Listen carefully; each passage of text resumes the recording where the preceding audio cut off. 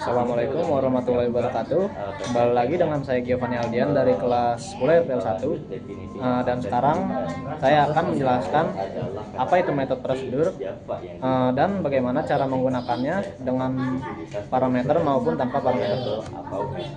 Jadi metode prosedur adalah metode yang tidak mengembalikan nilai atau disebut juga metode void. Metode ini digunakan untuk menjalankan suatu perintah atau aksi. Apa bedanya metode fungsi dan prosedur? Metode prosedur adalah metode yang digunakan untuk menjalankan suatu perintah atau aksi tanpa mengembalikan nilai. Metode ini hanya melakukan proses sesuai instruksi di dalamnya. Karena tidak menghasilkan nilai, metode prosedur menggunakan kata kunci void dan tidak memerlukan perintah return.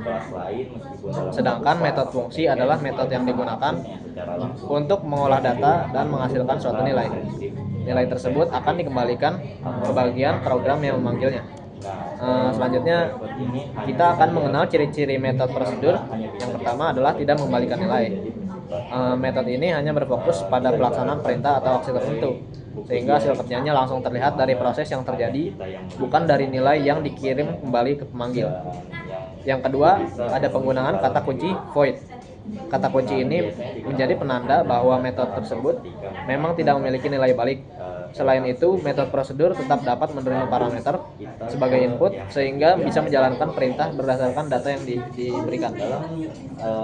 Ini contoh metode prosedur dengan parameter. Di sini kita bisa lihat di sini ada keyword void dan di sini dia tidak mengembalikan nilai ya, tidak ada return. Jadi seperti itulah gambar kasarnya. Yang selanjutnya tanpa parameter. Di sini beda ya dengan yang tadi. Yang tadi ada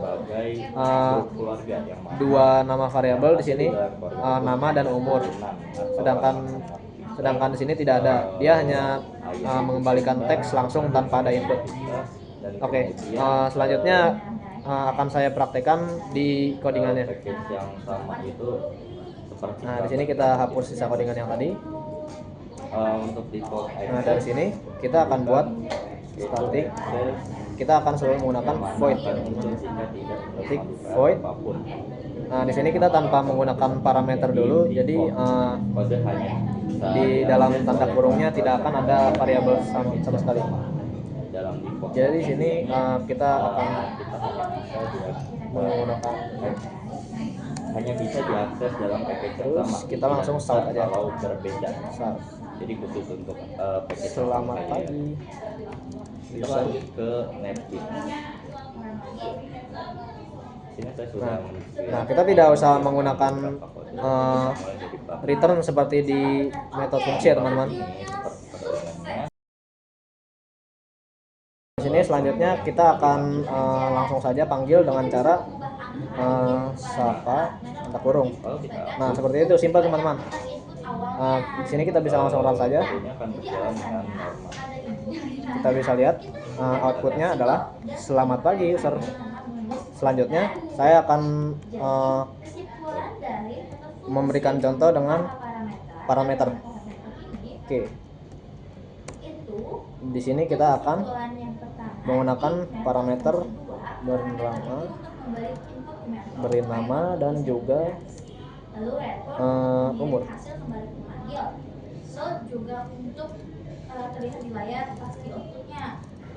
Terus kita langsung saja shout selamat pagi plus nama plus umur kamu pasti tambah umur. Nah, di sini kita langsung ini saja ya, panggil metodenya dengan cara sapa dalam kurung. Di sini kita akan masukkan nama saya yaitu Deden dan umur saya yaitu 20.